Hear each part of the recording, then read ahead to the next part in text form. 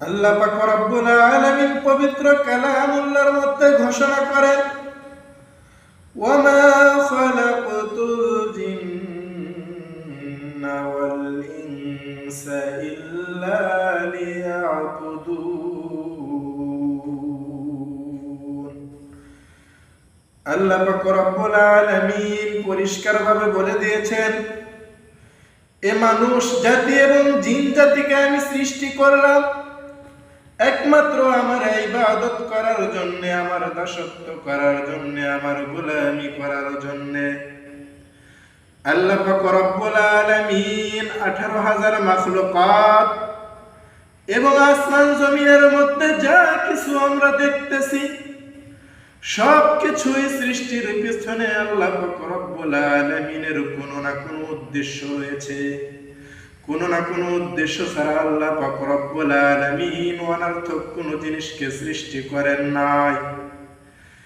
আল্লাহ পাক রব্বুল আলামিন এমনি এমনি আমাকে আপনাকে সৃষ্টি করেন নাই, 18,000 মাখলুকাতকে সৃষ্টি করেন নাই।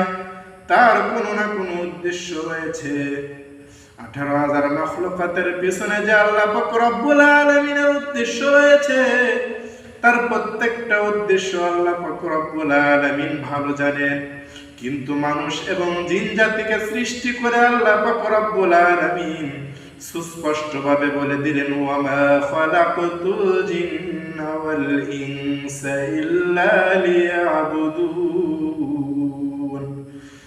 এ মানুষ এবং জিন জাতিকে আমি সৃষ্টি করলাম একমাত্র আমার ইবাদত করার জন্য, আমার দাসত্ব করার জন্য, আমার গোলামি করার জন্য।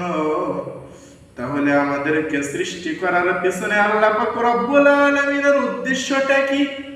একমাত্র উদ্দেশ্য হলো ইবাদত করা, দাসত্ব করা, গোলামি করা। আমি আর আপনি যে দুনিয়ার জমিনে আসলাম, আমার আর আপনার দুনিয়ার পিছনে ঘুরতে দেখলে মনে হয় আল্লাহ পাক রব্বুল আলামিন কোনো উদ্দেশ্য ছাড়াই আমাদেরকে সৃষ্টি করেছেন। এ দুনিয়ার খেত খামারের কাজকর্মের অবস্থা দেখলে মনে হয় দুনিয়ার কাজকর্ম করার জন্য আল্লাহ পাক রব্বুল আলামিন আমাকে পাঠাইছেন। এ দুনিয়ার ভোগ বিলাসের অবস্থা দেখলে মনে হয় আল্লাহ পাক রব্বুল আলামিন দুনিয়াতে আমাকে ভোগ বিলাসের জন্যই পাঠাইছে। এ দুনিয়ার অন্য কাজকর্মের ক্ষেত্রে খেয়াল করতে আল্লাহ পাক রব্বুল আলামিন যে আমাকে আপনাকে যে উদ্দেশ্যে পাঠাইছে, সেই উদ্দেশ্য কোনোটাই পাওয়া যায় না। এই জন্য যদি আল্লাহ পাক রব্বুল আলামিন আমাকে আপনাকে দুনিয়াতে খাওয়ার জন্যই পাঠাইতো, তাহলে আমাকে আপনাকে যে আল্লাহ পাক রব্বুল আলামিন 18,000 মাখলুকাতের মধ্যে শ্রেষ্ঠ মাখলুকাত করে বানালেন, যদি খাওয়ার জন্য আমাকে আপনাকে সৃষ্টি করা হতো, তাহলে আমি আর আপনি শ্রেষ্ঠ মাখলুকাত হতাম না। শ্রেষ্ঠ মাখলুকাত হলো পশু। কারণ আমি আর আপনি যেই পরিমাণ খাবার খায়, আমার চাইতে বেশি খাবার খায় ওই পশু প্রাণী।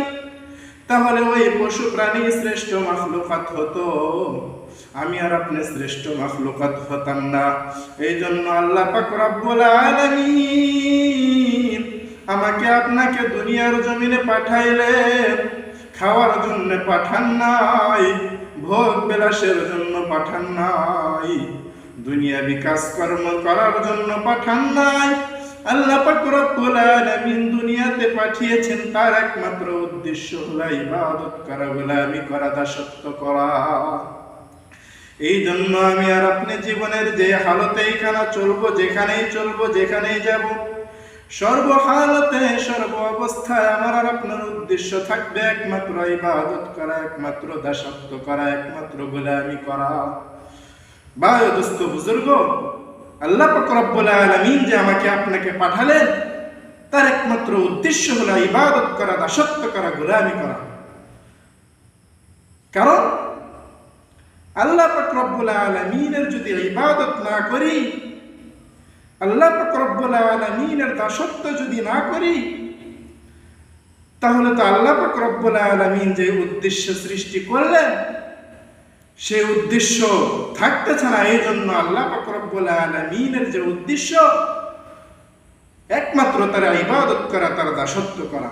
এই জন্য জীবনের সর্বহালতে সর্বক্ষেত্রে আমি আর আপনি যে কাজ করি না কেন, সেটা যেন আল্লাহ পাক রব্বুল আলামিনের ইবাদত হয়। আমি আর আপনি যে জমিনের মধ্যে কাজ করব, আমার কাজটা যেন ইবাদত হয়। আমি আর আপনি যে কথা বলবো, আমার কথাটা যেন ইবাদত হয়।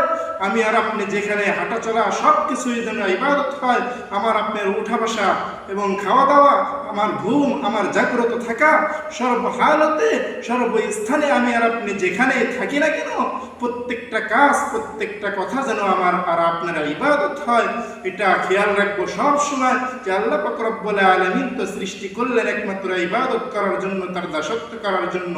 যেই কাজই করি না কেন, আমার আর আপনার সর্বক্ষেত্রে সর্ব অবস্থায় একমাত্র উদ্দেশ্য থাকবে যে আমি যাই করি না কেন সবকিছু একমাত্র আল্লাহ পাক রব্বুল আলামিনের সন্তুষ্টির জন্য করতেছি।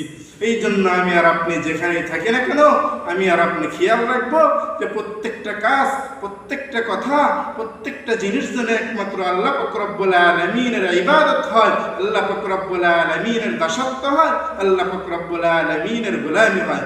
আল্লাহ পাক রব্বুল আলামিন আমাদের সকলকে জীবনের সর্বহালতে, সর্বক্ষেত্রে, সর্বস্থানে আল্লাহ পাক রব্বুল আলামিনের ইবাদত, দাসত্ব, গোলামি করার জন্য তৌফিক দান করে। ওয়া আখিরু দাওয়ানা আলহামদুলিল্লাহি রাব্বিল আলামিন।